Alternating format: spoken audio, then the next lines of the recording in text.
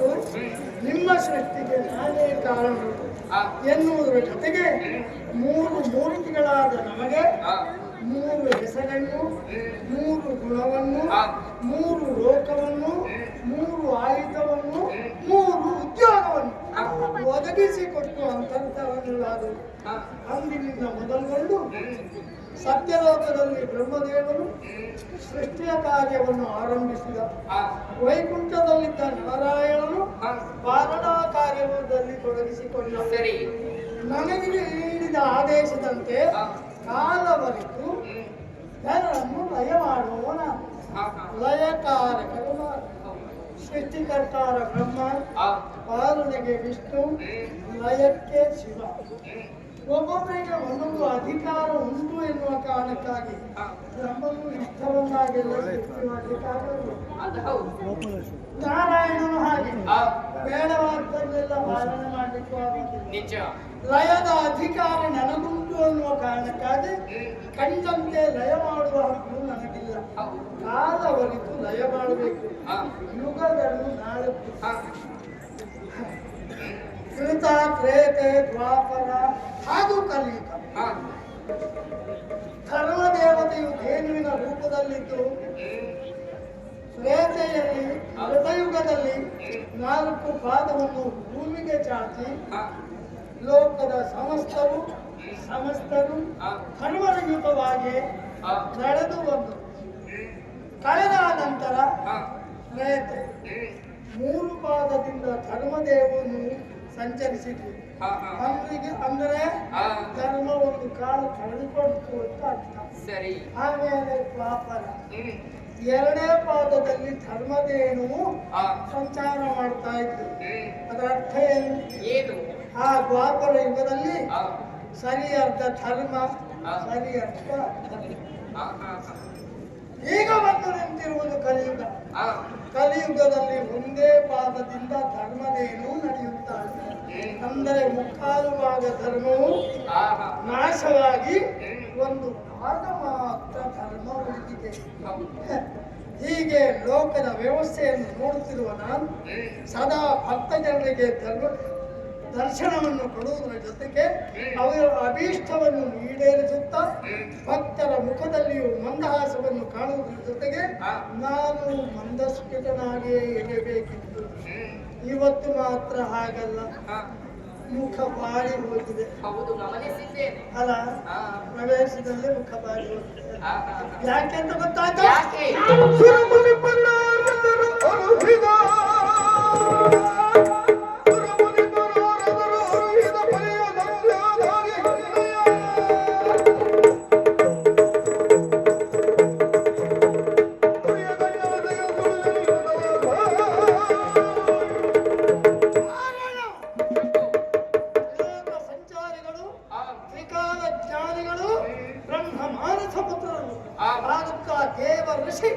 ನಾರದರು ಬಂದಾಡಿದಂತಹ ಮಾತು ಧರೆಯಲ್ಲಿ ಧರ್ಮವು ಪೂರ್ಣನಾಶ.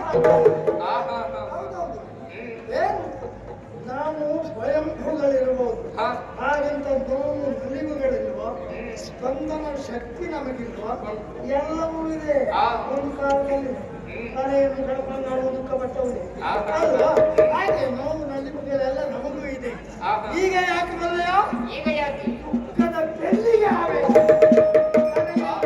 ಧರ್ಮ ನಾಶ ಆಗ್ತಾ ಇದೆ ಅಂತಾದ್ರೆ ಅಂತಹ ಪ್ರಪಂಚ ಅಥವಾ ಭೂಮಿ ಉಳಿಬೇಕು.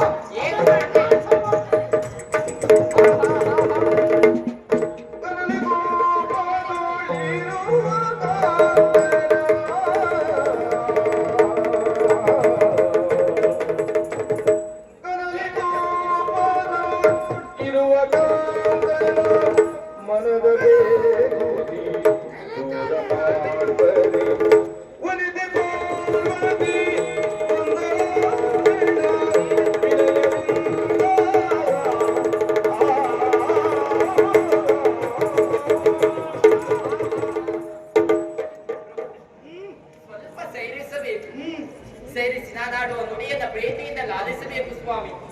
ಏನು ಏನು ಅಧರ್ಮದಿಂದ ತಾಂಡವಾಡುತ್ತಿರುವ ಯಾವಾಗಲೂ ಸಹಿತ ಶಾಂತಮೂರ್ತಿ ಆದಂತಹ ತಾವು ತಾವು ಇನ್ನು ಈ ರೀತಿಯಲ್ಲಿ ಕ್ರೋಧಿತರಾಗಿದ್ದೀರಿ. ಆ, ಈ ಕ್ರೋಧ ಸರಿಯಲ್ಲ ಸ್ವಾಮಿ ನಿಮಗೆ. ನನ್ನ ಗುಣವೇ ತಾಮಸ, ಅದು ಆಗುವುದಲ್ಲ ಆಗುವುದು ಇಲ್ಲ. ಸ್ವಾಮಿ, ಆ, ತಾಮಸ ಕಾರ್ಯವನ್ನ ಮಾಡಬೇಕು ಅಂತ ಆದ್ರೆ ನೀವೇ ಸ್ವಲ್ಪ ಹೊತ್ತಿನ ಮೊದಲು ಹೇಳಿದ ಮಾತಲ್ವಾ, ಏನು? ಕಾಲವನ್ನರಿತು ಲಯಗೊಳಿಸುವಂತಹ ಕಾರ್ಯ ನನ್ನ ಪಾಲಿಗೆ. ಈಗ ಕಾಲ ಬಂದಿದೆ ನನಗೆ. ಸ್ವಾಮಿ, ಆ, ಕಾಲ ಬಂದಿದೆ ಎನ್ನುವ ಹಾಗೆ ನೀವು ಭಾವಿಸಿದ್ರು ಆ, ಕಾಲ ಬರಲಿಲ್ಲ ಸ್ವಾಮಿ. ಕಾಲ ಬರಿತು ಅಂದ್ರೆ ಅದೇ ಧರ್ಮವು ನಾಶವಾಗಿ ಆ. ಅಧರ್ಮವು ತಾಂಡವಾಡಿದರೆ ಅದೇ ಹೋಗುವ ಕಾಲ. ಸ್ವಾಮಿ, ಓ, ಒಂದು ನನ್ನದೊಂದು ಸಲಹೆ ಉಂಟು. ಹಕ್ಕು ಆ. ನಿನಗೆ ಹಕ್ಕುಂಟು. ಆ, ಪ್ರಾಣೇಶು ದಾಸಿ ಕರಣೇಶು ಮಂತ್ರಿ. ಆ. ಆದ್ರೆ ಒಂದು ವಿಷಯವಂತೂ ಸತ್ಯ, ನಾವು ಗಂಡು ಮಕ್ಕಳು ಆ. ಈ ಕೆಟ್ಟದ್ದನ್ನೆಲ್ಲ ಕೇಳಿದಾಗ ನೋಡಿದಾಗ ಸಹಿಸ್ಲಿಕ್ಕಾಗುದಿಲ್ಲ. ಆ. ನೋಡಿಯೇ ಬಿಡ್ತೇವೆ. ಕಾರಣ ನಮಗೆ ತಾಳ್ಮೆ ಕಡಿಮೆ. ನಿಮಗೆ ಹಾಗಲ್ಲಪ್ಪ, ಭೂಮಿಯಂತೆ ತಾನೆ ಕ್ಷಮಯಾ ಧರಿತ್ರಿ. ಅಲ್ವೇ? ಹೌದು. ಹಾಗಿರುವಾಗ ಹಾ. ನೀವೇ ಹೇಳಿದಂತೆ ಪ್ರಪಂಚದ ಸೃಷ್ಟಿಗೆ ಕಾರಣಕರ್ತರು ಅಂತ ಹೇಳಿದ್ರೆ ನಮ್ಮ. ಜಗತ್ತಿಗೆ ಹಾ. ಪಿತೃಸ್ಥಾನದಲ್ಲಿ ನಿಲ್ಲುವವರು ತಾವೇ. ಜಗತ್ತಪ್ಪಿತರವು ಒಂದೇ ಪಾರ್ವತಿ ಪರಮೇಶ್ವರ. ಹೌದಲ್ವಾ? ಹೌದು. ತಂದೆಯ ಸ್ಥಾನದಲ್ಲಿ ನಿಂತು ನೀವು ಈ ರೀತಿಯಲ್ಲಿ ಯೋಚನೆಯನ್ನ ಮಾಡಿ ಕ್ರೋಧಿತರಾದ್ರು, ಹಾ. ತಾಯಿಯ ಸ್ಥಾನದಲ್ಲಿ ನಿಂತು ನಾನು ಸ್ವಲ್ಪವಾದ್ರೂ ಯೋಚನೆ ಮಾಡುವುದು ಬೇಡವಾ? ತಾಯಿಯಾದವಳು ಬಹಳ ಹೊತ್ತು ಸುಧಾರಣೆ ಉಳ್ಳವಳು ಯೋಚನೆ ಮಾಡುವಳು. ಮಕ್ಕಳು ಏನೇ ಮಾಡಿದ್ರು ಹರಣ ಆ. 9 ತಿಂಗಳು ಹೊರುವಂತ ತಾಳ್ಮೆ ಇದ್ರೆ ಅದು ಹೆಣ್ಣಿಗೆ ಬರ್ತದೆ. ಅಲ್ವಾ? ಹೌದು. ಹಾಗೆ ರಮಣ ನಿಮ್ಮ ಪಾದ ಕಮಲಕ್ಕೆ ನಮಿಸಿ ನುಡಿವೆನೋ.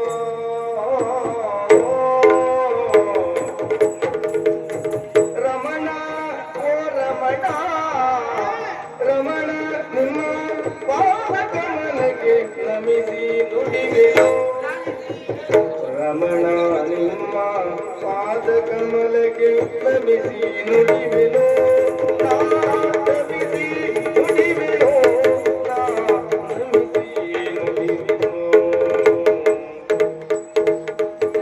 ಅಮಿತ ಕೀರ್ತಿವಂತ ಜನಿತ ರಮಣ ಸೆಳೆವೆನೋ. ಅಮಿತ ಕೀರ್ತಿವಂತ, ಅಮಿತ ಕೀರ್ತಿವಂತ ಜನಿತ ಗಮನ ಸೆಳೆವೆನೋ. ಗಮನ ಸೆಳೆವೆನೋ.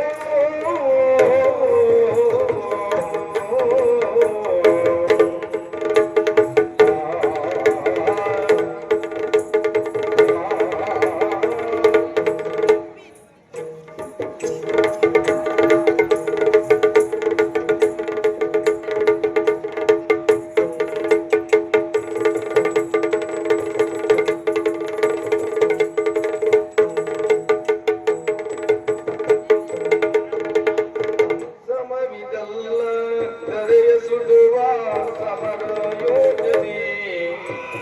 ಸಮವಿದಲ್ಲ ಸರಿದಲ್ಲ ಸಮವಿದಲ್ಲ ಧರೆಯ ಸುಡುವ ಸಮರ ಯೋಜನೆ. ಸುಡುವ ಸಮರ ಸೂಚನೆ ನಮಗೆ ವೈರಿಯಾಕೆ ದಮನ ಯಾತಗೆ. ನಮಗೆ ವೈರ ಯಾಕೆ ಬೇಡಿ ಗಮನ ಯಾತಗೆ. ರಮಣ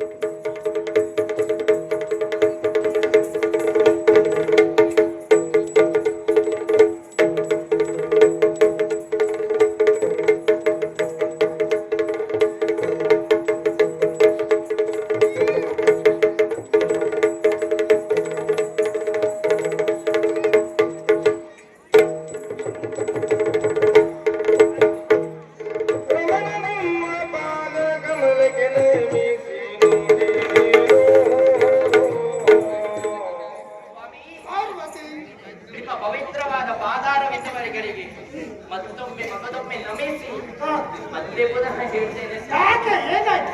ಬೇರೇನಲ್ಲ ಒಟ್ಟು ಸ್ವಾಮಿ. ನನ್ನ ಗಮನವನ್ನು ಬೇರೆ ಬೇಕಾದ ವಿಚಾರ. ಹೌದು, ಯಾಕೆ? ಕಾರಣ ಗಂಡನು ಸಿಟ್ಟಾದಾಗ ಹಾ.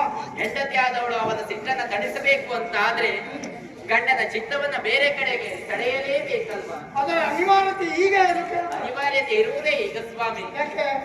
ತಾಳ್ಮೆಯನ್ನ ಗೆಟ್ಟು ಗೋಲೋಕವಾದ ಸೃಷ್ಟಿಯನ್ನ ಹಾ. ಸುಡುವುದಕ್ಕೆ ಮುಂದಾದ್ರೆ ಹಾ. ಸೃಷ್ಟಿ ನಾಶ ಆಯ್ತು ಅಂತಾದ್ರೆ ಅದೇ ಉದ್ದೇಶದಿಂದ ಹೊರಟದ್ದು. ಅದೇ ಆ ಉದ್ದೇಶ ಬೇಡ ಅಂತ ಹೇಳುದು ನಾನು. ಯಾಕೆ ಬೇಡ? ಕಾರಣ ಬೇರೆ ಅಂದ್ರೆ ಅಧರ್ಮವು ಇರ್ಲಿ. ಹಾಗಲ್ಲ ಸ್ವಾಮಿ. ಆದಂತಹ ನಾವು ನಮ್ಮ ಮಕ್ಕಳು ಏನೇ ತಪ್ಪನ್ನ ಮಾಡಿದ್ರು ಅವರಿಗೆ ಮರಣದಂಡನೆ ವಿಧಿಸಬಾರದು. ಕ್ಷಮಿಸಬಾರದು. ಹಾ. ಮಕ್ಕಳು ತಪ್ಪು ಮಾಡ್ಲಿಕ್ಕೆ ಅಪ್ಪ ಅಮ್ಮನೇ ದಾರಿ ಮಾಡಿಕೊಟ್ಟು ಹಾಕಾಗ್ತದೆ. ಕ್ಷಮೆ. ತಪ್ಪು ಮಾಡುವಲ್ಲಿಯೇ ಅವರ ಮೂಗನ್ನು ಹಿಡಿದು ಮುಗಿದ್ಬೇಕು. ಈಗ ಹೇಳಿದ್ರಲ್ಲ, ಅವರಿಗೆ ಮರಣದಂಡನೆ ವಿಧಿಸುತ್ತಿಲ್ಲ ಅಲ್ಲ. ಇದರಲ್ಲಿಯೇ ನಾವು ಅರ್ಥ ಮಾಡಿಕೊಳ್ಳಬೇಕು. ಮಕ್ಕಳು ತಪ್ಪು ಮಾಡಿದ್ರೆ ಅವರನ್ನ ಹೊಡೆದಾದರೂ ಸರಿ, ಬೈದಾದರೂ ಸರಿ, ಅವರನ್ನ ಸರಿದಾರಿಯಲ್ಲಿ ನಡೆಸಬೇಕಾದದ್ದು ತಂದೆ ತಾಯಿಗಳಾದ ನಮ್ಮ ಕರ್ತವ್ಯ ಅಲ್ವಾ? ಶಿಕ್ಷೆ ಎನ್ನುವುದು ಶಿಕ್ಷಣದ ರೂಪದಲ್ಲಿ. ಹೌದು. ಈಗ ಏನ್ ಮಾಡ್ಲಿ ನಾನು? ನಾನು ಹೇಳ್ತೇನೆ ಉಪಾಯವನ್ನು. ಇಳೆಯ ಸುಡುವೆ ನಿಪ್ಪಾಮರಿವರು ಆ ಕಡೆಯಲ್ಲಿಯೇ ಇಳೆಯ ಸುಡೆ ನಿಪ್ಪಾಮರಿವರು ಅಳಿಯ ಮದ ಔದೇನು ಮನೆ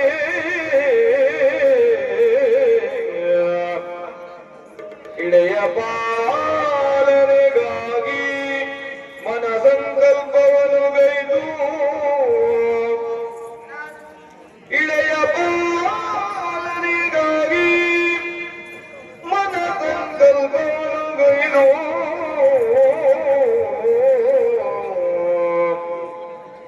ಚೋಳರ ನಾಡನು ಕಟ್ಟಿ ಬೆಳೆದುವ ಚೋಳರ ನಾಡನು ಆ ಕಡೆಯಲ್ಲಿ ಕಟ್ಟಿ ಬೆಳೆದು ಚಿಲುವ ಶಿಲ್ಪಿಗಳಾಗಿ ಮುಂದಕ್ಕೆ ಇಳೆಯ ಸುಡುವೆ ಪಾಪವ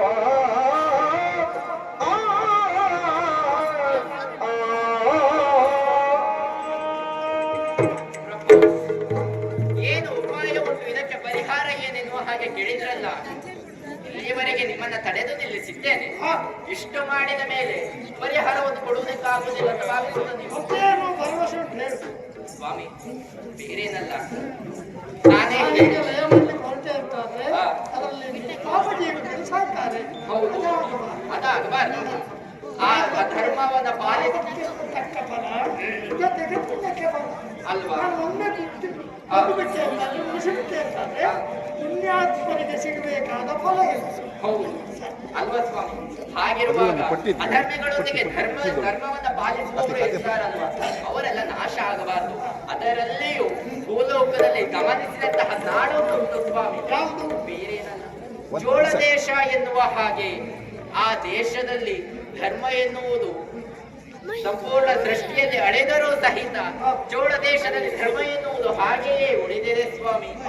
ಆ ಕ್ಷೇತ್ರದವರೆಗೆಲ್ಲಿಗೆ ಹೋಗಿ ಧರ್ಮವನ್ನ ಸಂಸ್ಥಾಪಿಸುವಂತಹ ಧರ್ಮ ದೇವತೆಯಾಗಿ ನಾನು ನೆಲೆ ನಿಂತು ಅಲ್ಲಿರುವ ಧರ್ಮಿಷ್ಠರನ್ನೆಲ್ಲ ರಕ್ಷಿಸಿ ದುಷ್ಟರನ್ನೆಲ್ಲರನ್ನ ಶಿಕ್ಷಿಸುತ್ತೇನೆ ಸ್ವಾಮಿ. ಬಳಿರೆ ಋಷಿಗೊಂಡೆ ನಿನ್ನ ಮನ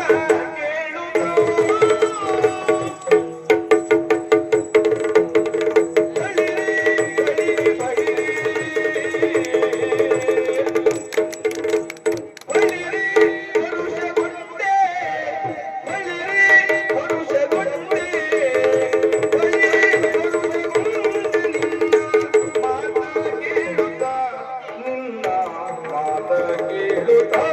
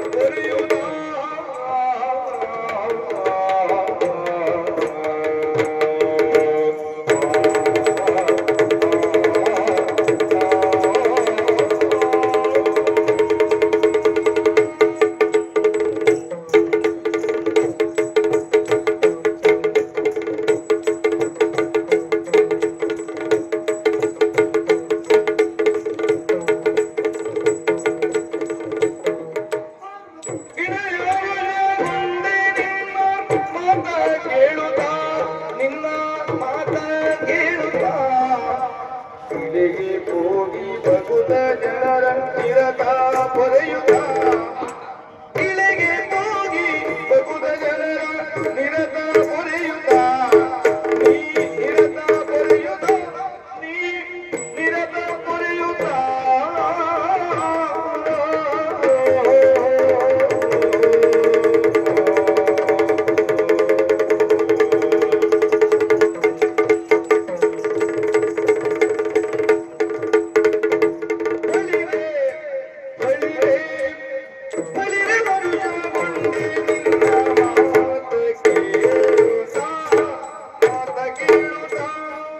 ಈಗ ಸಂತೋಷ ಆಯ್ತು.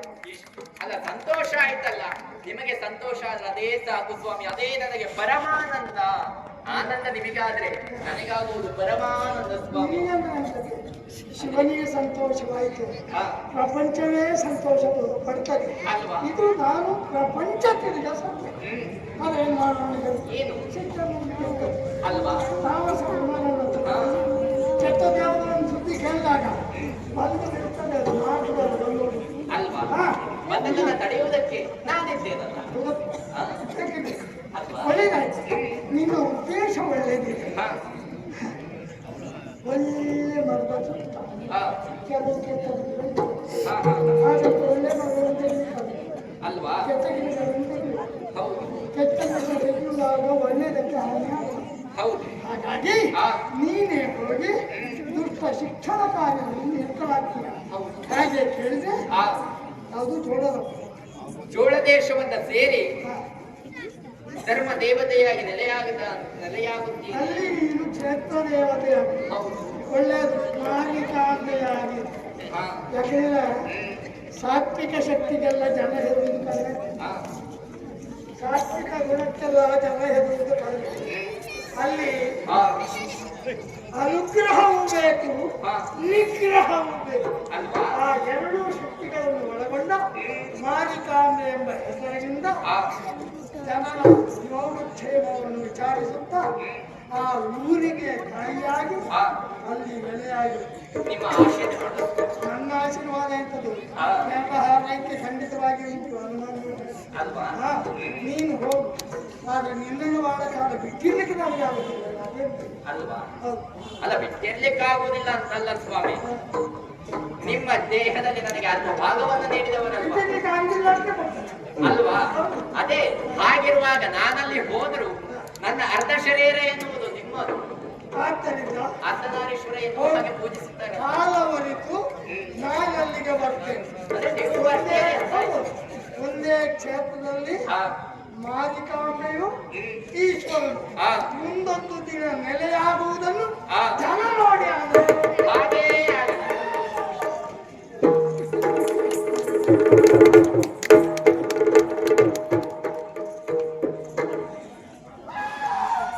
ಹೋಯ್. ಅಲ್ಲ, ನಮಗೆ ಗಂಡಸರಿಗೆ ಕಷ್ಟ ಆಗಿದೆ ಯಾವುದು? ಹೆಂಡತಿಯ ಮೇಲೆ ಧೈರ್ಯವನ್ನು ಇಟ್ಟರೆ ಭರವಸೆ ಇರ್ತದೆ. ಆದರೆ ಕೆಲವು ಸಂದರ್ಭದಲ್ಲಿ ಹೆಂಡತಿಯನ್ನು ಕಳಿಸಿಕೊಟ್ಟು ಒಬ್ಬಳೇ ಹೋಗ್ಲಲ್ಲ ಅಂತ ಕಲಿಸಿ ಅದಕ್ಕೆ ಏನು ಮಾಡುವುದು? ಅವಳಿಗೆ ಸಾಮರ್ಥ್ಯ ಇಲ್ಲ ಅಂತ ಶಕ್ತಿ ಇಲ್ಲ ಅಂತ ಹಾಗಾಗಿ ಅವಳನ್ನು ನೋಡಿಕೊಳ್ಳುವುದಕ್ಕೆ ನೋಡುವುದು ಅವಳೇ ನೋಡ್ಕೊಳ್ತಾಳೆ, ಆದರೆ ಬೆಂಬಲಕ್ಕೆ ಬೇಕಲ್ಲ, ಕನಸೆಲ್ಲ ನೋಡ್ತಾ ಇರಿ.